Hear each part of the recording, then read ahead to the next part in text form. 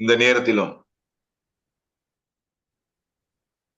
தாராபுரம் திருப்பூர் பகுதியில கர்த்தருடைய ஊழியத்தை சிறப்பாய் செய்து கொண்டு வரக்கூடியதான அருமையான சகோதரர் இளங்கோ அவர்கள் அற்பமாய் என்கின்றதான தலைப்பின் கீழாக தேவ செய்தியை நமக்கு வழங்க இருக்கிறார்கள். அருமையான சகோதரை மலேசியாவிலே கேல் பகுதியில குடிவரக்கூடியதான கிறிஸ்துவின் சபையின் சார்பாக உங்களை அன்போடு அழைக்கின்றேன். யாவருக்கும் ஆண்டவராகிய இயேசு கிறிஸ்துவின் இனிய இன்ப நாமத்தினால் நல்வாழ்த்துக்களை தெரிவித்துக் கொள்கிறேன். இந்த அற்புதமானே சமூகத்தில் நாம் அமர்ந்து வார்த்தை செய்வது நமக்கு கிடைத்த ஒரு வாய்ப்பாக இருக்கிறது. வாழ்வில உயர்வு தாழ்வுகள் உண்டு. வாழ்வில எழுச்சி வீழ்ச்சி பல்வேறு நிலைகளை சந்தித்து வருகிற சூழல்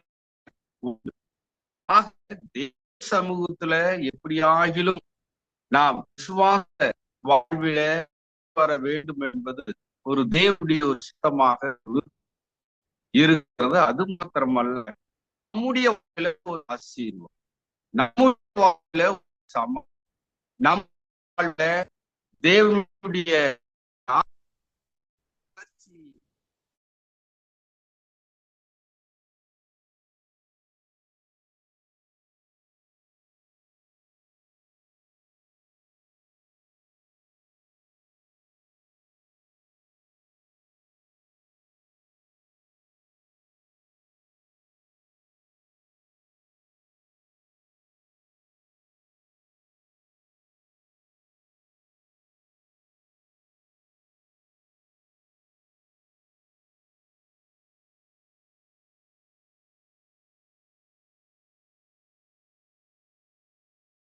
அன்மியூட் பண்ணுங்க இளங்கோ. சில சில நேரத்தை நாம் சந்திக்க நேரிடுகிறது. எங்க டவர் கிடைக்கிறதோ அங்க அமர்ந்து தேவனுடைய வார்த்தைகளை நாம பகிர்ந்து கொள்ளவும் தியானிக்கவும் அது ஒரு சூழல் இருப்பதை நாம் என்ன செய்யறோம், சில நேரங்களிலே நாம் அறிந்து கொள்கிறோம். ஆக இந்த அற்புதமான வேளையிலே தேவ சமூகத்துல வந்து அமர்ந்திருக்கிற நாம், தேவனுடைய வார்த்தையை கேட்கிற நாம், தேவனுடைய காரியங்களை கற்றுக்கொள்ள இருக்கிற நாம், தேவன் நம்மை ஆசீர்வதித்து வழி நடத்துகிறார் என்பதை உணர்ந்து கொள்ள வேண்டிய ஒரு தருணத்துல நம்முடைய வாழ்வை நாம் என்ன செய்ய வேண்டியதா இருக்கு, நாம் நடத்த வேண்டிய ஒரு சூழலை நாம்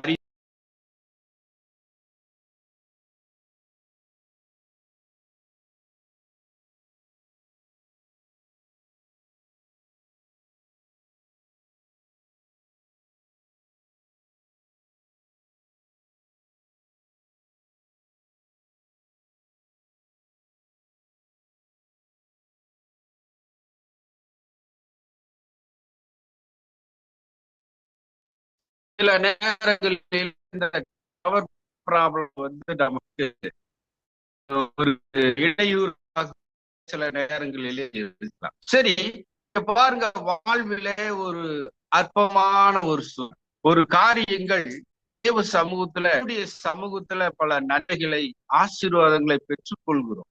ஆனா இடத்துல நன்றியுள்ள மக்களாக இருப்பது என்பது அது மிகவும் பயனுள்ள ஒன்றாக இருக்கு. தேவ சமூகத்துல எத்தனை ஆசீர்வாதங்கள், எத்தனை நன்மைகள், எத்தனை காரியங்களை நாம் என்ன செய்யறோம், அனுபவித்துக் கொண்டிருக்கோம். நினைத்து பாருங்கள், தினந்தோறும் அதிசயங்கள், தினந்தோறும் அற்புதங்கள், தினந்தோறும் தேவனுடைய வழி நடத்துதல், தினந்தோறும் அவருடைய சமூகத்துல இருக்கிற நிலைகளை நாம் என்ன செய்யறோம், அறிந்து தேவ சமூகத்துல வருகிறோம். சரி, வாழ்வில ஒரு அற்பமான ஒரு வாழ் சில நேரங்களிலே வளர்ந்து வருகிற தருணத்துல சில அற்பமான ஒரு சூழ்நிலைகளை எல்லாம் சில சூழ்நிலைகள் மாற்றுகிறது. அது வேதாகமத்துல நாம் பார்ப்போம் என்று சொன்னால் அது சில பெண்மணிகளுக்கு அப்படிப்பட்ட ஒரு சூழ்நிலை வந்து விடுகிறது. நாம பார்க்கிறோம், யாக்கோப்பை நாம் பார்க்கிறோம். யாக்கோப்பு ஒரு உறவினரை சந்திப்பதற்காக வருகிறார். அவர் வருகின்ற வேளையில ஒரு மிகப்பெரிய ஒரு வனாந்தர காடுகளிலே வருகிறார். வருகின்ற பொழுது அங்கே ராகேலை வந்து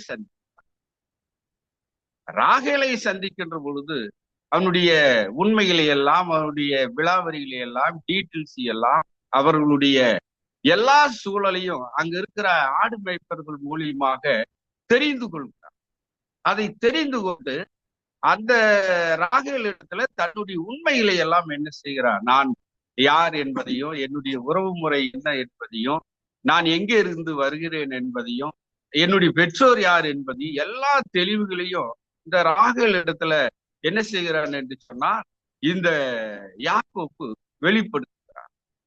இப்ப பாருங்க, ஒரு பாலைவனமான ஒரு சூழல், அந்த இடத்துல இன்றைக்கு நாம் என்ன செய்யறோம், இன்றைக்கு ட்ரெயின் இருக்கு, பஸ் வசதி இருக்கு, விமான போக்குவரத்து இருக்கு, இப்படி பல்வேறு சூழல் இருக்கு.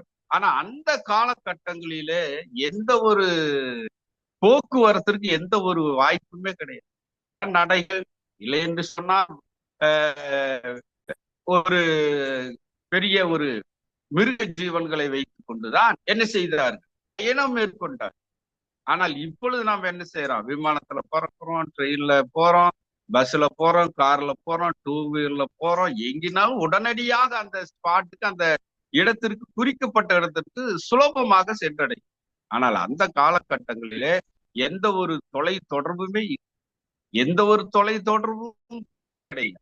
அந்த சூழலில இந்த யாக்கோப்பு அந்த இடத்திற்கு என்ன செய்யறான் என்று சொன்னால் தன்னுடைய உறவினரை பார்க்க வேண்டும் என்பதற்காக அவர் வந்தார். அப்பொழுதுதான் ராகேலை சந்தித்து தன்னுடைய சூழலை எல்லாம் அறிவித்து அந்த காரியங்களை பகிர்ந்து கொள்கிறார். அப்போ ராகேல் என்ன செய்து கொண்டு இருந்தால், ராகேல் அங்க இருக்கிற ஆடுகளை அங்க பராமரித்து கொண்டு மேய்த்து கொண்டு இருக்கிறார். ராகேல் அப்படி இருக்கின்ற பொழுது யாக்கோப்புக்கு என்ன ஆகி போச்சு, யாக்கோப்புக்கு ராகேல் பார்த்த உடனேயும், ஒரு முறை எரிந்த உடனே யாக்கோப்புக்கு ராகேல் மேல் ஒரு பற்றுதல் வந்து விடுகிறது. ஏன் என்று கேட்டால், ராகேல் ஒரு மிகச்சிறந்த ஒரு அழகு நிறைந்த ஒரு பெண்மணியாக காண.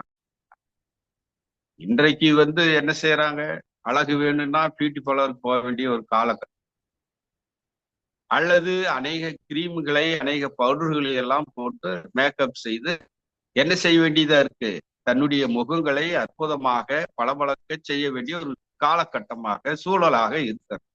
ஆனால் அந்த காலகட்டத்துல ராகேல் மிக அழகான ஒரு பெண்மணி என்பதை திருமறை நமக்கு வேதம் கற்றுக் கொடுக்கிறது.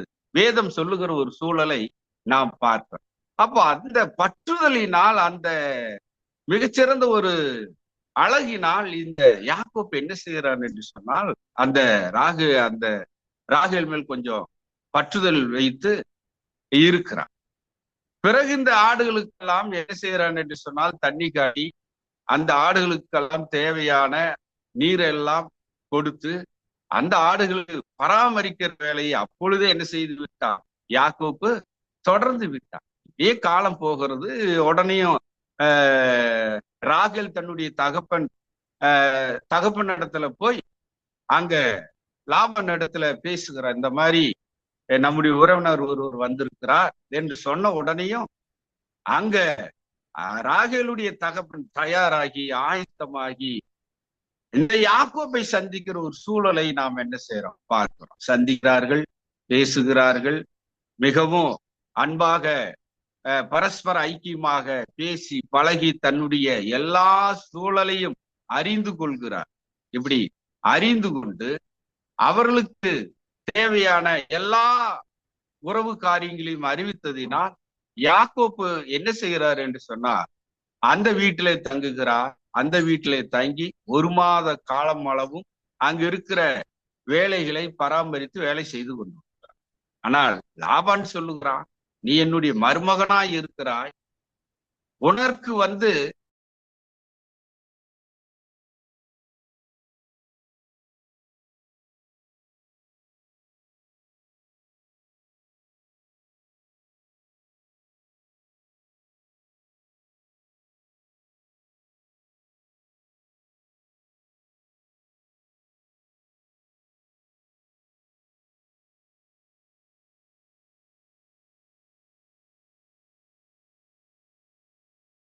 அவர் நன்றாக அறிந்து கொள்கிறார். அந்த சிரமம் என்ன என்று சொன்னால், நீ சும்மா உனக்கு நான் உனக்கு ஊதியம் வேண்டும் என்பதை நீ என்னிடத்தில் அறிவு என்று சொல்கிறார். ஊதியம் சம்பளம் எல்லாம் எனக்கு ஒண்ணும் வேண்டாம். எனக்கு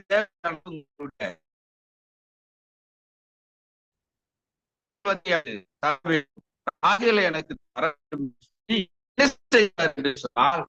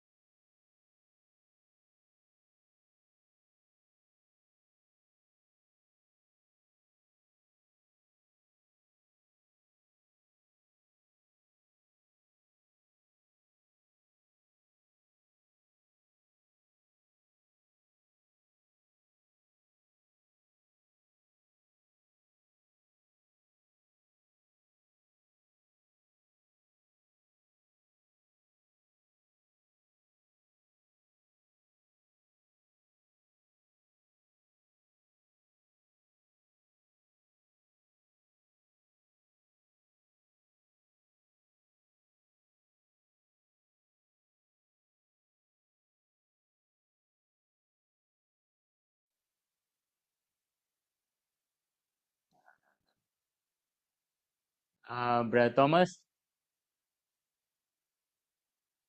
எஸ் பிரதர், நான் கான்டாக்ட் பண்ணிட்டு இருக்கேன். இந்த ஒரு நிமிஷம் வெயிட் பண்ணுங்க. Okay.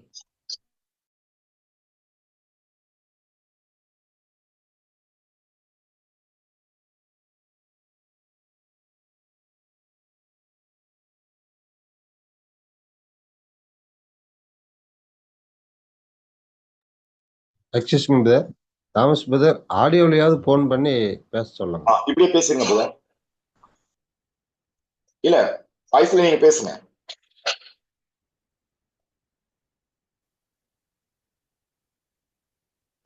பிரதர் தாமஸ், அவர்கிட்ட ஆடியோ வீடியோ இல்லாம ஆடியோ மட்டும் கிளியரா இருந்துச்சு பிரதர். S yes brother. சூழல் இருப்பதை நாம் என்ன செய்யறோம், அறிந்து கொள்கிறோம். அப்போ மனித வாழ்விலே சில நேரங்களிலே முன்னேற்றங்கள் தாழ்வுகின்ற பொழுது சில மனிதர்களை அற்பமாக நினைக்க வேண்டிய ஒரு சூழல் வந்து விடுகிறதை நாம் என்ன செய்யறோம் என்று சொன்னால் பார்க்கிறோம். அப்போ லாபன் யாக்கோப்பின் இடத்துல பேசுகின்ற பொழுது அங்க லாபன் சொல்லுகிறான், யாக்கோப்பின் இடத்துல உங்களுக்கு எவ்வளவு ஊதியம் வேண்டும் என்று சொல்லுகிறான். அப்ப அவர் சொல்றாரு, எனக்கு ஊதியம் எல்லாம் வேண்டாம், உங்களுடைய மகள் ராகேல் எனக்கு என்ன செஞ்சிருங்க, கொடுத்து விடுங்கள் என்று சொல்லுகின்ற பொழுது, சரி நீ அதற்காக என்ன செய்யணும், நீ 7 ஆண்டுகள் என்னுடைய தோட்டத்திலே பண்ணையிலே நீ வேலை செய்ய வேண்டும் என்று சொல்லுகிற ஒரு நிலையிலே நாம் என்ன செய்யறோம் நாம பாரு. அப்ப அன்பானவர்களே பாருங்க, ராகேலுக்காக யாக்கோப் என்ன செய்யறார் என்று சொன்னால் 7 ஆண்டுகள் தொடர்ந்து அங்க அவர் இருக்கிறார். 7 ஆண்டுகள் அங்க பணி செய்கிறார். தன்னுடைய லாபானுடைய வீட்டுல பணி செய்து வேலை செய்து அங்க இருந்து கொண்டு வருகிறான். 7 ஆண்டு போனதே தெரியவில்லை. 7 ஆண்டுகள். இன்றைக்கெல்லாம் ஒரு நாள் போவதே சிலருக்கெல்லாம் மிகப்பெரிய ஒரு கடுமையாக இருக்கும். ஏதாவது ஒரு விரக்தி இருக்கும், மின்சார தடை இருக்கும், அல்லது ஏதாவது பொருளாதார நெருக்கடி இருக்கும். ஒவ்வொரு நாளும் ஒவ்வொரு மணித்துளிகளும் போவது மிக கடினமான ஒரு சூழ்நிலை இருப்பதை நாம் என்ன செய்யறோம் பார்க்கிறோம். ஆனால் இவருக்கு பாருங்க, யாக்கோப்புக்கு 7 ஆண்டு போனதே தெரியவில்லை. அவ்வளவு எளிமையாக, அவ்வளவு ஒரு குயிக்காக நேரமாக அந்த 7 ஆண்டுகள் கடந்து போயிட்டு இது எப்படி சாத்தியம் என்று சொன்னால் ராகேல் மேல் வைத்த ஒரு அன்பு, ராகேல் மேல் வைத்த ஒரு பாசம். அதனால இந்த 7 ஆண்டுகள் அவருக்கு என்ன ஆயிடுச்சு, மிக விரைவில் கடந்து போனதை நாம் என்ன செய்யறோம், நாம பார்க்கிறோம். அப்போ இந்த தருணத்துலதான் 7 ஆண்டுகள் கழித்த பிறகு யாக்கோபு கேட்கிறார், நான் 7 ஆண்டு வேலை செய்தாயிற்று, இப்போ என்ன செய்யணும், எனக்கு நீங்க சொன்ன பிரகாரம் எனக்கு ராகேலை நீங்க திருமணம் செய்து வைக்கணும் அப்படின்னு சொன்ன உடனேயும் அவர் என்ன செய்யறார், அங்க இன்றைக்கு என்ன நடந்ததோ அதுதான் இப்போ தொண்டு தொட்டு வருகிறது பாருங்களேன். உடனே என்ன செய்யறார், லாபான் தன்னுடைய அங்க இருக்கிற எல்லா சொந்த பந்தங்களையெல்லாம் நண்பர்களையெல்லாம் அழைத்து அன்றைக்கு அங்க ஒரு விருந்து, அங்க ஒரு உணவு திருவிழா மாதிரி உணவு நடக்கிறது. எல்லாம் திருமண நிகழ்ச்சி எப்படி நடக்கிறதோ அதே போல எல்லாருக்கும் உணவு கொடுத்து பிறகு என்ன செய்கிறார்கள், அன்று ராகேலை தன்னுடைய யாக்கோப்புக்கு கொடுப்பதை நாம் என்ன செய்யறோம், திருமணம் முடித்து கொடுப்பதை நாம பார்க்கிறோம். பாருங்க, அங்க தன்னுடைய இல்லற வாழ்வில ஒரு இரவு கழித்த பிறகு அவன் என்ன செய்யறான் என்று சொன்னால், அந்த புதிய நாளை கண்ட உடனேயும் அந்த ஒரு மாற்றம் விடுகிறார். ராகேலுக்கு பதிலாக லேயாளை பார்த்து விடுகிறார் விடிந்து. இன்றைக்கு அதேதான்.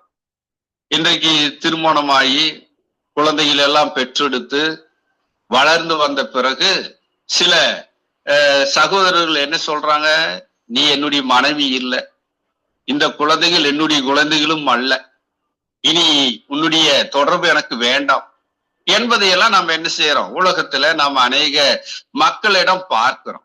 அதேதான் என்ன செய்யப்பட்டது என்று சொன்னால், இந்த யாக்கோப்பு சொல்லுகிறார், நான் ராகேலுக்கு அல்லவா நான் உம்மிடத்துல உழைத்தேன், வேலை செய்தேன், இப்பொழுது எனக்கு லேயாளை கொடுத்தீரே ஏன் என்று கேட்கிறார்.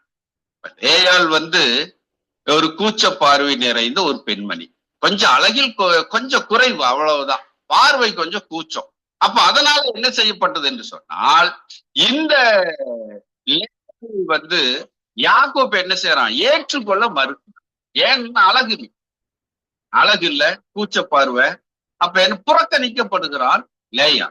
புறக்கணிக்கப்படுகிறதினால் என்ன செய்யப்பட்டான் என்று சொன்னால் மனமுடைந்து கூறுகிறான். அப்போ லாபான் இடத்துல கேட்கிறான், நீர் எப்படி எனக்கு ராகேலை கொடுப்பதற்கு பதிலாக லேயால் எப்படி கொடுத்தீர் என்று கேட்கின்ற பொழுது அவன் சொல்லுகிறான், எந்த வழக்கத்தின்படி பார்த்தாலும் மூத்த மகளை கொடுத்துதான் பிறகு இளைய மகளை கொடுப்போம், அதனால நீங்க எங்க வழக்கம் இதுதான் அப்படின்னு சொல்றார்.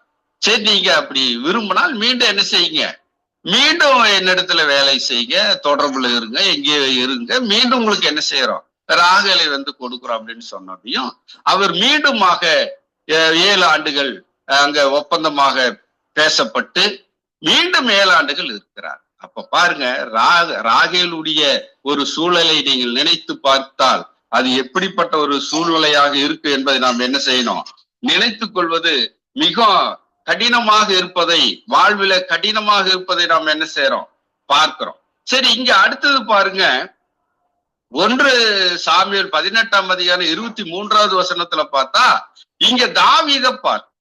தாவீது ஒரு ஆடு மேய்ப்பனாக இருந்து கொண்டு இருக்கிறான், சவுலோடு இருந்து கொண்டு இருக்கிறான்.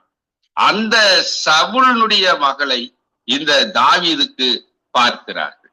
அப்ப தாவீது சொல்லுகிறார், நான் ஒரு சாதாரண ஒரு மனுஷன், நான் ஒரு சாதாரண ஒரு மனிதனாக இருக்கிறேன்.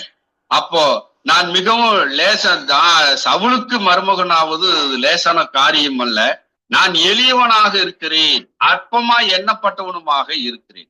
தாவீது பாருங்க, என்றைக்கு அவருடைய உண்மை நிலைகளே புரிந்து அங்க என்ன செய்கிறார், தன்னுடைய நண்பர்களோடு பரிமாறி கொள்கிறார். அப்போ ஒரு அற்பமான நிலையிலே நான் இருக்கிறேன். ஆனால் தாவீதுடைய வளர்ச்சி என்ன, ஆரம்பத்தில் அற்பமாகத்தான் இருந்தார், பிறகு என்ன செய்யப்பட்டார், ராஜாவாக அரசராக அவர் மாறி மிகப்பெரிய உயர்வை அடைந்தார். ஆனால் அவர் தொழில் என்ன, ஆடுகளை மேய்த்து கொண்டு வந்ததைத்தான் நாம் என்ன செய்யறோம், நாம பார்க்கிறோம். தொடர்ந்து எஸ்தர் புஸ்தகத்துல நாம் பார்ப்போம் என்று சொன்னால், அங்க அகேஸ்வேர் என்ன செய்கிறார், அகேஸ்வேர் ராஜா அவர் தன்னுடைய மனைவியை தன்னுடைய அரசாங்கத்தில் இருக்கிற எல்லா முக்கிய அதிகாரிகளுக்கும் அறிமுகப்படுத்துவதற்காக அந்த அகஸ்வேரு ராஜா என்ன செய்யறாரு என்று சொன்னால், அந்த ராஜஸ்திரி ஆகிய வஸ்தியை தமக்கு முன்பாக அழைத்து வர சொன்ன போது அவள் வரமாட்டேன் என்கின்ற செய்தி எல்லா பெண்களுக்கும் அந்த ஸ்திரீகளுக்கும் பிரச்சித்தமானால் அவர்களும் தங்கள் புருஷரை தங்கள் பார்வையில் அற்பமா எண்ணுவார்கள். இன்றைக்கு சில குடும்பங்களிலே தான் திருமணமாகின்ற பொழுது மாமா என்பார்கள், அத்தா என்பார்கள். அந்த ஆண்கள் என்ன செய்யறாங்க, கண்ணே பொன்மணியே ஏதோ சொல்லி வர்ணித்து பேசுவார்கள். ஆனா கொஞ்ச காலம் போயிடுச்சுன்னு வைங்க, இந்த ராஜஸ்திரி ஆகிய வஸ்தியை போல அங்க அற்பமாய் நினைக்கிற ஒரு நிலைதான் வருகிறது. அகேஸ்வர ராஜா தான், ஆனா ராஜாவை அவர் என்ன செய்யல, அவர் பெருசாகவே நினைக்கல. ஏன்னா பல ஆண்டுகள் ஆகிவிட்டது. ராஜாவை அவர் என்ன செய்யல, ஒரு பொருட்டாக அவர் நினைக்காதனால அவர் நான் வரல அப்படின்னு சொல்லிட்டாரு. அகஸ்வருக்கு கோபம் வந்துருச்சு. அகஸ்வர் ராஜாவுக்கு கோபம் வந்ததுனால அவர் என்ன செய்தார் என்று சொன்னால், அவர் எல்லா கணவன்மார்களுக்கும் இந்த பெண்கள் என்ன செய்வாங்க, சரியான மரியாதை செலுத்தாததினால் எல்லா கணவர்களையும் அற்பமாக நினைப்பார்கள் என்று சொல்லி அகேஸ்வர் என்ன செய்யறார், ஒரு தீர்மானத்தை தன்னுடைய அரசாங்கத்துல தன்னுடைய ராஜ சமூகத்துல எல்லாரையும் வரவழைத்து ஒரு சூழலை அங்க என்ன செய்யறாரு, ஒரு பேசுகிற ஒரு நிலைகளை நாம் பார்க்கிறோம். தொடர்ந்து எசேக்கியேல் எழுதின புஸ்தகத்துல நாம் பார்த்தா 22ஆம் அதிகாரம் 7வது வசனத்தில் நாம் பார்த்தா, உன்னிலுள்ள தாய் தகப்பனை அற்பமாய் எண்ணினார்கள். அப்ப பாருங்க, தாய் தகப்பன் குழந்தை பருவத்தில் இருக்கின்ற பொழுது பிள்ளைகளுக்கு எத்தனை நன்மை செய்கிறாங்க, எத்தனை உதவி செய்யறாங்க, எவ்வளவு நன்மையான காரியங்களை கொடுக்கறாங்க. இத்தனை காரியங்களையும் செய்து அவர்களை என்ன செய்யறாங்க, வளர்க்கறாங்க. பொருளாதாரம் இல்லாம இருக்கும், சில நேரங்களிலே உணவு இல்லாம இருக்கும், உடுத்துவதற்கு உடுப்பு இல்லாம இருக்கும். இத்தனை காரியங்களையும் இந்த பெற்றோர்கள் செய்து குழந்தைகளை வளர்த்து பெரிய மனிதர்களாக மாற்றுகிறார்கள். சிலர்லாம் பெரிய பெரிய பதவிக்கு வர வேண்டிய நிலைகள் எல்லாம் வந்துருது. சிலரெல்லாம் மிகப்பெரிய உச்ச நிலைக்கு பொருளாதாரத்துல முன்னேற்ற பாதைக்கு வந்து விடுகிறார்கள். அப்படி இருந்தாலும் கூட இந்த பெற்றோர்களை என்ன செய்ய வேண்டியதா இருக்கு, சில நேரங்களில பிள்ளைகள் அங்க அற்பமாக நினைக்கிற ஒரு சூழலை நாம பார்ப்போம். ஆக பெற்றோர்களை அற்பமாக நினைக்கின்ற பிள்ளைகள் இருக்கிற உலகத்துல நாம பார்க்கிறோம். ஆனால் அப்படி இருக்கக்கூடாது என்பதை நாம் என்ன செய்யணும், புரிந்து கொள்வது மிக அவசியமாக இருக்கிறது. அடுத்து பாருங்க, மத்தேயு எழுதின புஸ்தகம் 18ஆம் அதிகாரம் 10வது வசனத்துல இங்க நாம பார்க்கிறோம், இந்த சிறியோரில் ஒருவனையும் அற்பமாய் எண்ணாதபடிக்கு எச்சரிக்கையாய் இருங்கள். அவர்களுக்குரிய தேவ தூதர்கள் பரலோகத்திலே என் பரமபிதாவின் சமூகத்தை எப்பொழுதும் தரிசிக்கிறார்கள் என்று உங்களுக்கு நான் சொல்லுகிறேன். அப்ப பாருங்க, ஒரு ஏழையான மனிதனாக இருந்தாலும், ஒரு வேலை வாய்ப்பு இல்லாத மனிதனா இருந்தாலும், அல்லது சரீரத்துல ஏதாயிலும் ஒரு பலவீனம் இருக்குன்னு சொன்னா அவர்களை அற்பமாகத்தான் சில நேரங்களிலே பார்க்க வாய்ப்பு இருக்கிறது. ஆனால் அப்படிப்பட்ட ஒரு எளிய மனிதர்களை, அப்படிப்பட்ட ஒரு எளிய சூழ்நிலையில் இருக்கிற மனிதர்களை அற்பமா எண்ணக்கூடாது. தாய் தகப்பன்மார்களை எப்படி நாம கனம் பண்ணணுமோ அதே போல நண்பர்களை கூட நாம் என்ன செய்யக்கூடாது, அற்பமா எண்ணக்கூடாது. அற்பமா எண்ணாதபடிக்கு எச்சரிக்கையா இருங்கள். அவருடைய தேவ தூதர்கள் பரலோகத்திலே என் பரமபிதாவின் சமூகத்தை எப்பொழுதும் தரிசிக்கிறார்கள் என்று உங்களுக்கு சொல்லுகிறேன் என்று சொல்லுகிறார். அடுத்து பாருங்க, அப்போஸ்தலர் புஸ்தகம் 4ஆம் அதிகாரம் 11வது வசனத்துல நாம பார்ப்போம். 4ஆம் அதிகாரம் 11வது வசனத்துல, வீடு கட்டுகிறவர்களாகிய உங்களால் அற்பமா எண்ணப்பட்ட அவரே மூளைக்கு தலைக்கல்லானார். அப்ப ஆண்டவர் ஒரு வீடு கட்டுகிறோம். இன்னைக்கு எத்தனையோ ரகமாக பில்டிங்காக பல அடுக்கு மாடிகளை எல்லாம் நாம பார்க்கிறோம். அந்த வீடு கட்டுகிறவர்கள் இந்த கற்களை என்ன செய்வாங்க, செதுக்குவார். அந்த கற்களை செதுக்குவார்கள். சில கல்லை செதுக்கி அற்புதமாக பில்டிங் எழுப்புவார்கள், பில்டிங் கட்டுவார்கள். அப்படிப்பட்ட உயர்வான கட்டடத்தை எல்லாம் பார்க்கிறோம். ஆனா சிலர் என்ன செய்வாங்க, இந்த கல் எதற்கும் ஆகாது, இந்த கல்லை என்ன செஞ்சிருவோம், ஓரம் கட்டி வச்சிருவோம் அப்படின்னு எல்லாம் செய்வார்கள் இந்த மேஸ்திரிகள் அல்லது அந்த கட்டுமான பணியாளர். அப்படிப்பட்ட கற்களை ஓரம் கட்டுகிற கற்கள் சில நேரங்களிலே அந்த கல் தான் அந்த மூளைக்கு தலைக்கல்லாக, சிறந்த கல்லாக அது மாறுகிறது.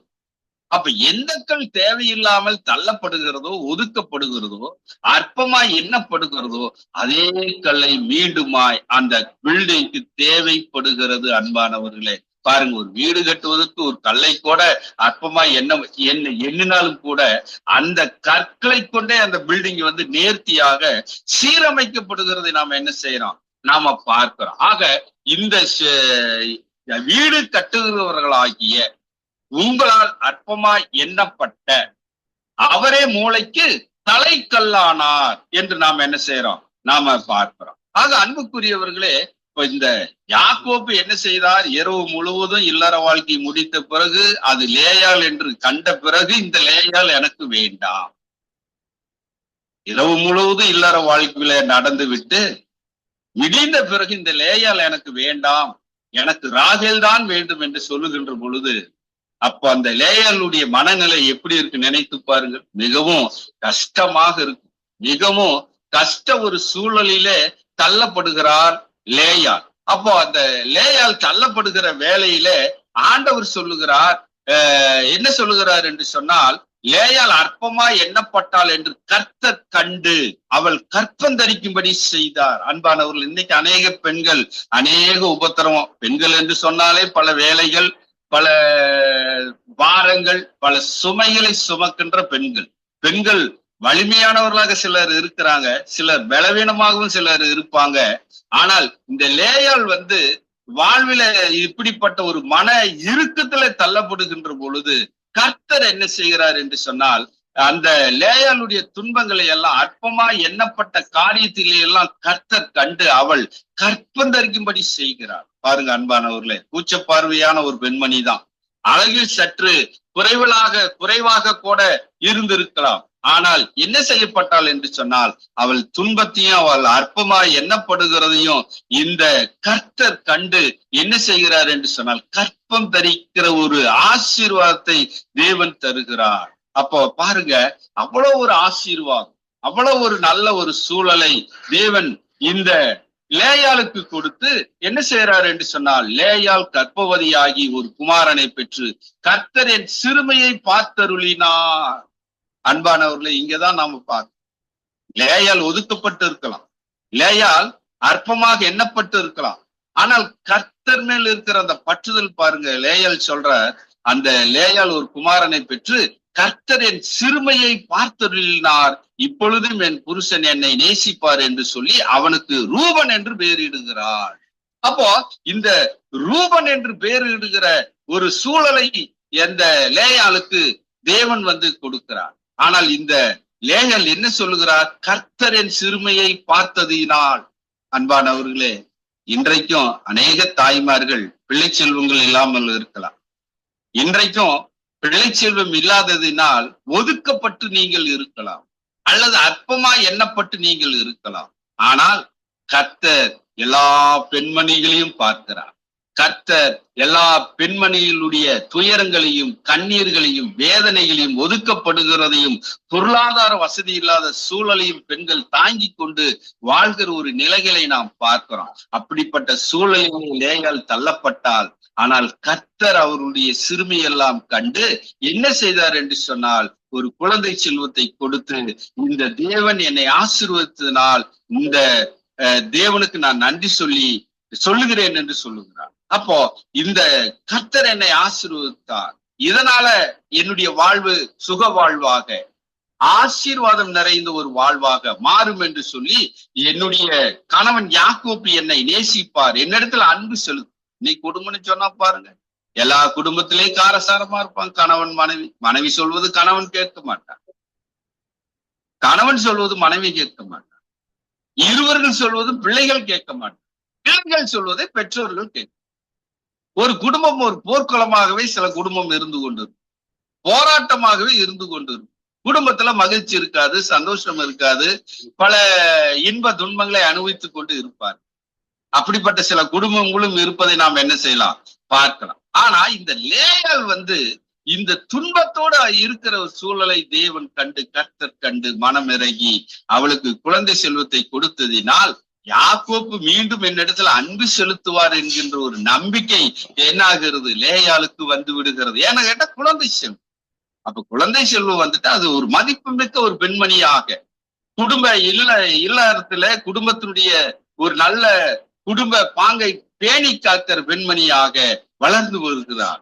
எல்லா செல்வங்களும் அவளுக்கு இருக்கிறது, பெண்மணிக்கு இருக்கிறது என்பதை குடும்ப மக்கள் அறிந்து அன்பு செலுத்துவார்கள் என்பதை இந்த லேயாள் நன்றாக கேட்டறிந்து அவள் கற்றுக்கொண்டதை நாம் என்ன செய்யறோம் பார்க்கிறோம். மறுபடியும் பாருங்க,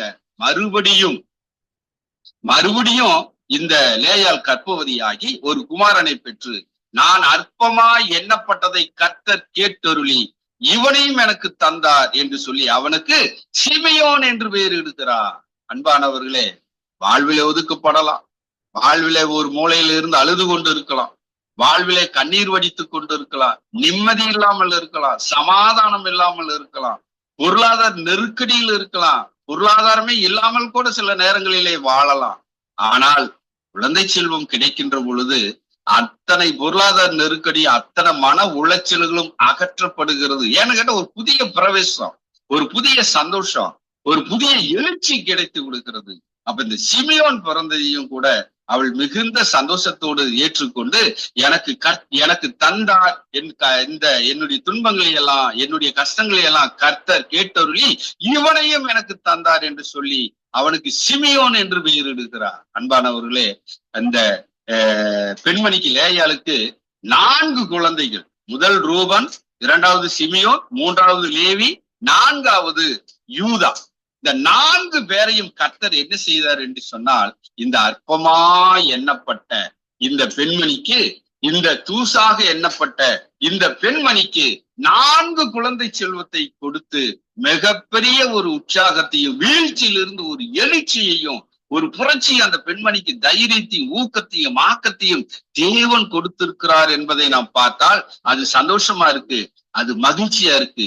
இன்றைக்கு அநேக வாழ்வில குழந்தை செல்வம் இல்லாம அநேகர் கஷ்டப்படலாம். உங்க கண்ணீர் கர்த்தருக்கு தெரியும், உங்களுடைய துயரம் கர்த்தருக்கு தெரியும், உங்களுடைய தவிப்பு கர்த்தருக்கு தெரியும். சகலத்தையும் அவர் நேர்த்தியாக வழி நடத்தி நம்மை ஆசீர்வதிக்கிற ஒரு தேவனாக இருக்கிறார் என்பதை நாம் என்ன செய்யக்கூடாது, மறந்து விடக்கூடாது. ஆக தொடர்ந்து பாருங்க, நம்ம அப்போஸ்தலர் புஸ்தகத்துல நாம் பார்த்தா வீடு கட்டுவர்களாகிய உங்களால் அற்பமாய் எண்ணப்பட்ட அவரே மூளைக்கு தலைக்கல்லானார். யாரெல்லாம் அற்பமா நாம் நினைக்கிறோமோ அதுதான் கட்டடத்திற்கு முக்கியமா இருக்கு. யாரையெல்லாம் ஒதுக்குறோமோ அவர்கள்லாம் நமது குடும்பத்திற்கு ஒரு ஊக்கமானவர்களாக, ஒரு ஆக்கமானவர்களாக, ஒரு ஒத்தாசை புரியவர்களாக வருகிறார்கள் என்பதை நாம் என்ன செய்யறோம், அறிந்து கொள்கிறோம். தொடர்ந்து பாருங்க, நீதிமொழிகள் 30ஆம் அதிகாரம் 25வது வசனத்துல பார்த்தா அற்பமான ஜந்துக்கள் இருப்பதை நாம் பார்க்கிறோம். அற்பமான ஒரு பூச்சிகள். இந்த பூச்சிகள் அற்பமாக எண்ணப்பட்டாலும் கூட இந்த நீதிமொழிகள் 30ஆம் அதிகாரம் 25வது வசனம் சொல்லுகிறது, அற்பமான ஜந்துக்கள் ஆகாரத்தை சேர்க்கிறது. ஒரு எறும்பு இருக்கு, அதெல்லாம் யாராவது மதிக்கிறோமா? ஒரு கூட்டமா போகும். வெயில் கால கோடை காலத்துல அது என்ன செய்யும், பொருட்களை எல்லாம் சேர்த்து அதற்கு ஒரு குடோன், அதற்கு தலைவரும் இல்லை, யாரும் இல்லை, அதிகாரியும் இல்லை. அது என்ன செய்யுது, எறும்பு.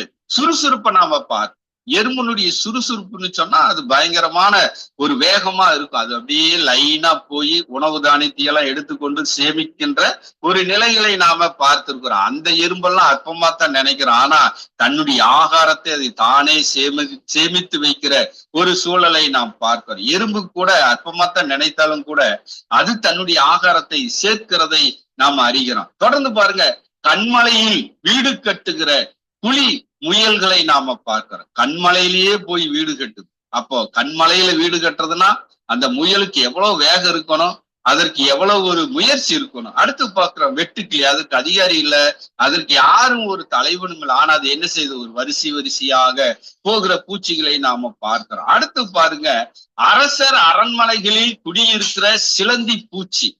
உங்களால என்னால அரசாங்க பில்டிங்குள்ளாக அவ்வளவு எளிதா அப்பாயின்மெண்ட் வாங்காம போக முடியாது, அல்லது பெரிய ஒரு பங்களாவுல அப்பாயின்மெண்ட் வாங்காம போக முடியாது. ஆனால் இந்த சிலந்தி பூச்சி அது எவ்வளவு பெரிய பில்டிங்கா இருந்தாலும் சரி, அது எவ்வளவு அரசாங்க கட்டடமாக இருந்தாலும் சரி, இந்த சிலந்தி பூச்சி என்ன செய்யும், அங்க போய் வீடு கட்டும். அங்க போய் வீடு கட்டுறது மட்டும் அல்லாம அது எங்கெல்லாம் அதுக்கு விருப்பமான இடம் கிடைக்குதோ அங்கெல்லாம் போய் வீடு கட்டுகிறதை நம்மால் என்ன செய்ய முடிகிறது, காண முடிகிறது. ஆனால் இவைகளெல்லாம் அற்பமான ஒரு ஜந்துக்களாய் இருப்பதை நாம் என்ன செய்யறோம், நாம பார்க்கிறோம். அடுத்து பாருங்க, ரோமர் 14ஆம் அதிகாரம் 10வது வசனத்துல பார்த்தா, இப்படி இருக்கு, நீ உன் சகோதரனை குற்றவாளிகள் என்று தீர்க்கிறது என்ன, நீ உன் சகோதரனை அற்பமா எண்ணுகிறது என்ன? அன்பானவர்களே, ஒரு சகோதரன் என்று சொன்னால் அற்பமாக, ஒரு தூசாக, ஒரு பொருட்படுத்தாத இருக்கிற அநேக மக்களை நாம பார்க்கிறோம். ஆனா வசனம் சொல்லுது, திருமறை சொல்லுகிறது, வேதாகமம் சொல்லுகிறது, அவர்களை நேசிங்க, அற்பமாக எண்ணாதீங்க. அற்பமா எண்ணப்படுவதெல்லாம் சில நேரங்களிலே நமக்கு பக்கபலமான மனிதர்களாக மாறுகிற ஒரு சூழலை நாம் என்ன செய்யறோம்? அறிந்து கொள்கிறோம். தொடர்ந்து 1 கொரிந்தியர் 6ஆம் அதிகாரம் 4வது வசனத்துல பார்த்தா, இந்த ஜீவனுக்கேற்ற வழக்குகள் உங்களுக்கு இருந்தால் தீர்ப்பு செய்வதற்கு சபையில் அற்பமா எண்ணப்பட்டவர்களை நியமித்துக் கொள்ளுங்கள். அன்பானவர்களே, சபைகளிலே ஒதுக்கப்பட்ட மக்கள் இருக்கலாம், அல்லது வசதி வாய்ப்பு இல்லாத மக்கள் இருக்கலாம். அப்படிப்பட்ட மக்களை கூட நம்முடைய வழக்குகள், பிரச்சனைகள், போராட்டங்கள் இதெல்லாம் இருக்குன்னு சொன்னா, அந்த அற்பமா எண்ணப்பட்ட மக்களை இடத்துல நமது காரியங்களை, நமது குறைகளை சொன்னா, அந்த அற்பமா எண்ணப்பட்ட மக்கள் கூட நமக்கு தீர்ப்பு சொல்ல தயாரா இருக்கிறாங்க, நமக்கு ஆலோசனை சொல்ல தயாராக இருக்கிறாங்க. ஆக இந்த வேலையில கூட நாம என்ன கற்றுக்கொண்டோம், என்ன தெரிந்து கொண்டோம்? சில நேரங்களிலே டவர் ப்ராப்ளம் இருந்தாலும் கூட அருமையான தாமஸ் ஐயா அவர்கள் எளிய முறையில கூட இந்த ஆண்டவருடைய வார்த்தைகளை நேர்த்தியாக உங்களுக்கு சென்றடைய, நீங்கள் கேட்க அற்புதமான ஒரு வாய்ப்பை அவர் ஏற்படுத்தி கொடுத்தார்கள். அவர்கள் இந்த தொலை தொடர்பை எவ்வளவு நேர்த்தியா கையாளுறாங்க, அவருக்கு நன்றி சொல்றேன். ஆக இந்த அற்பமாக எண்ணப்படுகிற மனிதர்களை எல்லாம் நாம பார்த்தாலும் கூட கர்த்தர் அவர்களை பார்க்கிறார். யாரையெல்லாம் அற்பமாய் இந்த உலகம், இந்த சமுதாயம் ஒதுக்கப்படுகிறார்களோ அவர்களையெல்லாம் அவர்கள் கண்டு கர்த்தர் அவர்களுக்கு இறங்கி அவர்களுக்கு ஆசீர்வாதம் கொடுக்கிறார். ஆக வாழ்வில அற்பமா எண்ணப்பட்டால் நீங்க பயப்படாதீங்க, அது உங்களுக்கு ஆசீர்வாதம், அது உங்களுக்கு நன்மை, அது உங்களுக்கு உயர்வு. காரணம், யாரெல்லாம் ஒதுக்கப்படுகிறார்களோ, யாரெல்லாம் அற்பமா எண்ணப்படுகிறார்களோ அவர்களுக்கு கர்த்தர் இறங்கி அவர்களை ஆசீர்வதிக்கிறார். ஆக லேயாளை தேவன் என்ன செய்தார் என்று சொன்னால், அவளுடைய துன்பம் துயரங்களை எல்லாம் பார்த்து குழந்தை செல்வத்தை 4 கொடுத்தார். ஆனால் ராகேல் அழகாக இருந்தால், மிக அற்புதமாக இருந்தார். ஆனாலும் கூட அவளுக்கு என்ன இந்த மாதிரி ஒரு மகிழ்ச்சி, சந்தோஷம் இல்லை. ஆனால் லேயால் ஒதுக்கப்பட்டதுனால, பார்வை கூச்சமாய் இருந்ததுனால, அழகு அதிகமா இல்லாததுனால இருந்தாலும் கூட வாழ்விலே சந்தோஷத்தை கொடுத்ததை நாம் என்ன செய்யறோம், நாம பார்க்கிறோம். ஆக கர்த்தர் நம்முடைய உபத்திரவ தொல்லைகளை எல்லாம் காண்கிறார். அற்பமா எண்ணப்பட்டாலும் அதற்குரிய பலனை யாரெல்லாம் ஒதுக்கப்படுகிறார்களோ அவர்களுக்கெல்லாம் ஆசீர்வாத நன்மைகளை தருகிறார் என்பதை, உண்மையான ஒரு செய்தி என்பதை நாம கற்றுக்கொள்கிறோம். ஆக உங்களுடைய அன்பான கவனத்திற்கு நன்றி சொல்லுகிறேன். மலேசியாவில் கூடி வருகிற சபைக்கு நன்றி சொல்லுகிறேன். இந்த அருமையான காணொளியை தேவன் ஆசீர்வதித்தார். அதற்கு தேவனுக்கு நன்றி சொல்லி, உங்களுடைய கவனத்திற்கு நன்றி சொல்லி நான் நிறைவேற்றேன். கர்த்தர் ஆசீர்வதித்து கொடுத்த இந்த நல்ல வேலையிலும் அருமையான சகோதரர் மூலமாக தேவனுடைய வார்த்தைகளை நாம் கேட்கும்படியாய் தேவன் கிருபை பாராட்டினார். உண்மையாகவே நாம் அற்பமாய் நாம் எண்ணப்பட்டாலும் தேவனுடைய சித்தத்தை நிறைவேற்றும்படியாய் தேவனுக்கு ஒப்பு கொடுத்த ஒரு வாழ்க்கை வாழ்கின்ற வேலையில தேவன் நம்மை அற்புதமாய் மாற்ற வல்லவராக இருக்கிறார் என்கின்ற ஒரு மகத்தான ஒரு காரியங்களை இந்த நாளிலே கற்றுக்கொள்ளும்படியாய் தேவன் கிருபை பாராட்டினார். சில தடைகள் ஏற்பட்ட போதிலும் அந்த தடையிலையும் மேற்கொண்டு தேவனுடைய நாமம் மகிமைப்பட செய்த பிதாவாகிய தேவனுக்கு கொடான கோடி நன்றியிலையும் தோத்திரங்களையும் ஏறெடுக்கின்றேன். இப்பொழுதும் கூட நாம் ஒரு பாடலை பாடி கர்த்தராகிய இயேசு கிறிஸ்துவை நினைவுறுத்தக்கதான பந்திக்குள்ளாக நாம் கடன் சொல்ல இருக்கின்றோம். இந்த பந்தியை பொறுப்பேற்று வழி தரும்படியாய் நம்முடைய அன்பு சகோதரர் அலிசிஸ் அவர்கள் ஆயத்தத்தோடு இருக்கிறார்கள். இந்த நேரத்திலும் நாம் தேவனை மயப்படுத்தும்படியாய் பாடல் புத்தகத்தில 24வது எண்ணுள்ள பாடல், என் அருள்நாதா இயேசுவே என்கின்றதான, என் அருள்நாதா இயேசுவே சிலுவை காட்சி பார்க்கையில் பூலோகமேன்மை நஷ்டமே என்று நந்தி என்னுள்ளத்தில் என் மீட்பசி லுவையெல்லாம் வேறே நான் பாராட்டுவே சிற்றின்பம் யாவும் அதனால் தகாததென்று தள்ளுவி கைத்தலை காலிலும் ஏது பேரான்பு துன்பம் காலதி பாய்ந்தூடும் காட்சி போலுண்டு முள்மூடியோ ஒப்பற்றதி சராசரங்கள் ஆனைத்தும் அவ்வான்புக்கு எமாத்திரம் என் ஜீவன் சுகம் செல்வமோ என் ஈசருக்கு பாக்கியம் மாந்தர்க்கு மீட்பை ஹஸ்தியாம் சம்பாதித்த இயேசுவே உமக்கு என்றும் தாசராம் வாஸ்துதிரம் உண்டாகவே.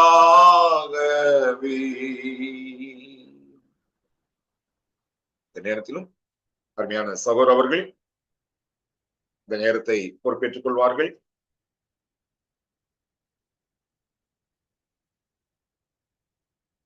கர்த்தருடைய பந்திக்கு ஒத்தாசையாக ஜெபம் பண்ணும்படியாய் நியமிக்கப்பட்டதான அருமையான சகோதரர்கள் ஜெபத்திலே உதவி செய்து மேம்படுத்தும்படியாய் அன்போடு கேட்கிறேன்.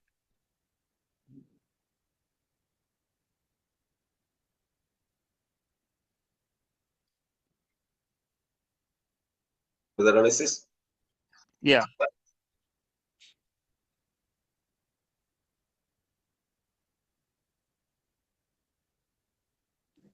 இந்த கால வேளையிலே தேவனை ஆராதிக்கப்படியாக கூடி வந்திருக்கோம். ஆராதனையிலே கர்த்தர் பந்தியை அனுசரிக்க வேண்டும் என்று புதிய ஏற்பாடு தீர்மானின்படியாக கட்டளைப்பட்டிருக்கும்.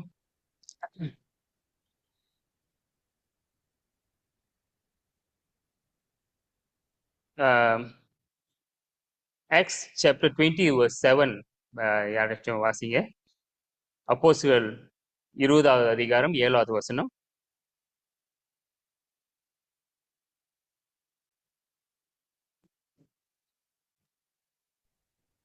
வாரத்தின் முதல் நாளிலே அப்பம் விற்கும்படி சீசர்கள் கூடி வந்திருந்தார்கள்.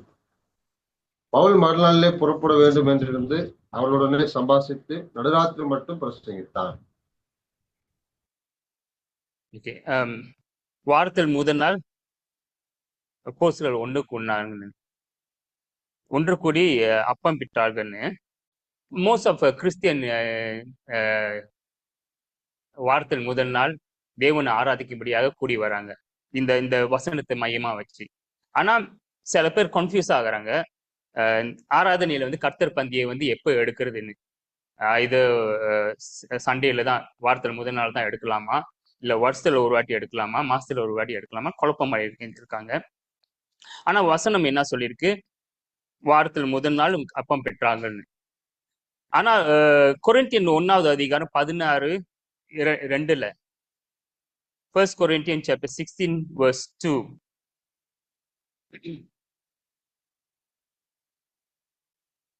இது வந்து காணிக்கை பற்றி சொல்லியிருக்கு. நான் வந்திருக்கும் போது பணம் சேர்க்குதல் இராதபடிக்கு உங்களில் அவனவன் வாரத்தின் முதல் நாள் தோறும் தன் தன் வரவுக்கு தக்கதாக எதையாகிலும் தன்னிடத்திலே சேர்த்து வைக்க கடவன். இதை வந்து கடைப்பிடிக்கிறாங்க. ஏன்னா வாரத்தில் முதல் நாள் சொல்லியிருக்கு. ஸோ அதனால எல்லாம் கூடி கொலெக்ஷன் காணிக்கை செலுத்த வேணும்னு. அப்போ எதெல்லாம் அவங்களுக்கு வந்துட்டு பெனிஃபிட்டா இருக்கோ அதை வந்துட்டு வாரம் வாரம் செய்யலான்னு சொல்லிடுறாங்க. ஆனா கர்த்தர் பந்தியை வந்து வாரம் வாரம் செய்யணும்னா இல்ல, திட்டவட்டமா பைபிள் அப்படி சொல்லல அப்படின்னு கன்ஃபியூஸ் ஆகுறாங்க சில. இப்ப டினோமினேஷன் சர்ச்லாம் வந்துட்டு மாசத்துல ஒரு வாட்டி வருஷத்துல ஒரு வாட்டி எடுக்கிறாங்க அவங்க குழப்பத்துல. ஆனா வசனம் என்ன சொல்லியிருக்கு? இந்த இந்த வார்த்தை பிரேக் பிரேக் அப்பம் பிற்றுகள், அந்த வார்த்தைக்கு என்ன அர்த்தம் சில பேர் புரியாம இருக்கிறதுனால அது என்ன சொல்றாங்க, அது வந்துட்டு அப்பம்னா அவங்க சாப்பிட்டுட்டு ஜெபம் பண்ணாங்க அப்படின்னு சொல்றாங்க. ஏன்னா வந்துட்டு மிடில் ஈஸ்ட் வந்துட்டு அவங்களுக்கு வந்து அப்பம் தான் வந்துட்டு மெயின் ஃபுட். எப்படி நம்மளுக்கு இந்தியர்களுக்கு வந்துட்டு அரிசி வந்து மெயின் ஃபுட்டா இருக்கோ, அவங்களுக்கு வந்து அப்பம் வந்துட்டு சோறு மெயினா இருக்கு, அவங்களுக்கு வந்துட்டு அப்பம் மெயினா இருக்கு. ஸோ அதனால இங்க வந்து திட்டவட்டமா வந்துட்டு கர்த்தர் பந்தின்னு அந்த வார்த்தை சொல்லப்படலை. ஸோ அதனால கர்த்தர் பந்தியா இருக்காது, சாப்பிட்டுருக்கலான்னு கூட சொல்றாங்க. காஸ்பல் வந்துட்டு நியூ டெஸ்டமென்ட் காஸ்பல்ல வந்துட்டு மேத்யூ, மார்க், லியூக்ல வந்துட்டு இயேசு கிறிஸ்து அவர் வந்து அப்போஸ்தலர்களுக்கு சீடருக்கு வந்துட்டு 1 கோடி அப்பத்தை பிற்று கொடுத்தாரு. இது என்னோட சரீரமா இருக்கு, என்ன நினைவு கூறும்படியா செய்யுங்கன்னு அவர் சொன்னாரு. அது வந்து அந்த மெத்தியூல பதிவு பண்ணியிருக்கு. Matthew 26:26ல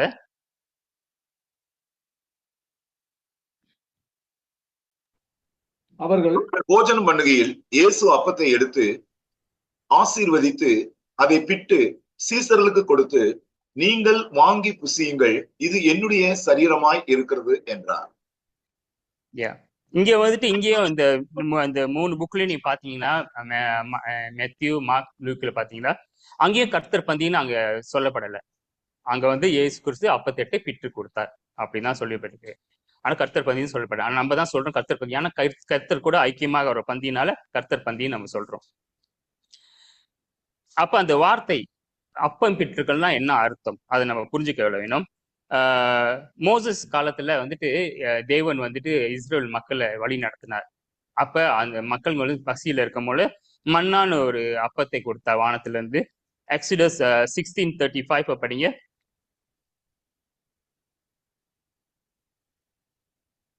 Exodus 16:35. இஸ்ரவேல் குடியிருப்பான தேசத்துக்கு வருமட்டும் 40 வருஷம் அளவும் மன்னாவை புசித்தார்கள். அவர்கள் கானான் தேசத்தின் எல்லையில் சேரும் வரைக்கும் மன்னாவை புசித்தார்கள். இங்க வந்து வார்த்தை புசித்தார்கள், இங்கிலீஷ் வந்து சாப்பிட்டார்கள், தான் போட்டிருக்கு. அப்பம் பிட்டார்கள் அந்த வார்த்தை இல்லை. ஏன்னா தேவன் வந்து வானத்துல இருந்து கொடுத்தா அவங்க திருப்தியா அவங்க சாப்பிட்டு அவங்க சாப்பிட்டாங்க, அவங்களுக்கு அப்பம் இருந்துச்சு சாப்பிட்டாங்க. ஸோ அங்க வந்துட்டு வார்த்தை அப்பம் பிட்டுகள்னு அந்த வார்த்தை இல்லை. அதே போல இயேசு கிறிஸ்து வந்துட்டு 5000 பேருக்கு வந்து சாப்பாடு கொடுக்கும் போல அந்த இன்சிடென்ட் நம்ம பார்க்கலாம். மேத்யூ 14:20. Matthew chapter 14 verse 20. எல்லாரும் சாப்பிட்டு திருப்தி அடைந்தார்கள். மீதியான துணிக்கைகளை 12 கோடை நிறைய எடுத்தார்கள். ஆம், இங்கேயும் என்ன போட்டிருக்குன்னா அவங்க சாப்பிட்டார்கள், திருப்தியா சாப்பிட்டாங்களா, மிச்சம் இருந்தது கூடையில சேர்த்து வச்சாங்களா. ஸோ இங்கேயும் வந்து அப்பம் பிட்டாள்கள் அந்த வார்த்தை இல்லை. அப்ப அப்பம் பிற்று எப்ப வந்துச்சுன்னா இயேசு கிறிஸ்து எப்ப அவர் ஒரே இருக்கிறார், அவரோட ஒரே சரீரத்தை எடுத்து அவர் பிற்று கொடுக்குறாரு. அப்ப அவங்க கூடும் பொழுதுதான் வந்துட்டு அவங்க வந்து ஒரு வீட்டுல கூடுறாங்க. அந்த இயேசு கிறிஸ்து அவர் சிஷ்யர் கூடும் போது ஒரு வீட்டுல கூடுறாங்க. அப்ப அங்க வந்துட்டு சாப்பாடு ரெடியா இருக்கு. அப்ப அந்த நேரத்துல அவர் என்ன செய்யறாரு, அவரோட அப்பத்தை எடுத்து பிச்சு கொடுக்குறாரு. அதுதான் அப்ப பிற்றுகள். அப்படின்னா அது என்ன அர்த்தம், கர்த்தர் பந்தி. அதே தான் வந்து Acts chapter 20 verse 7ல அப்பம் பிற்றுகள் அந்த வார்த்தை. ஸோ அதுதான் நம்ம புரிஞ்சுக்கொள்ள வேணும்.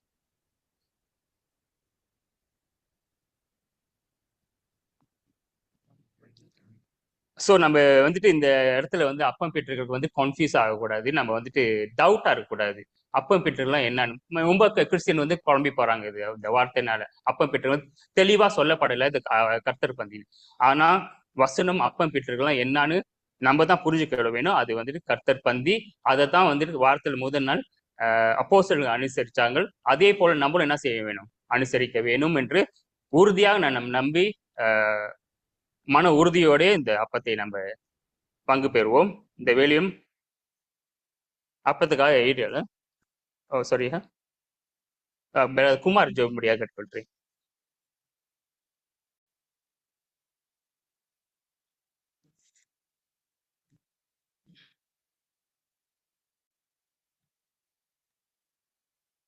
குமார் குமார் இல்ல.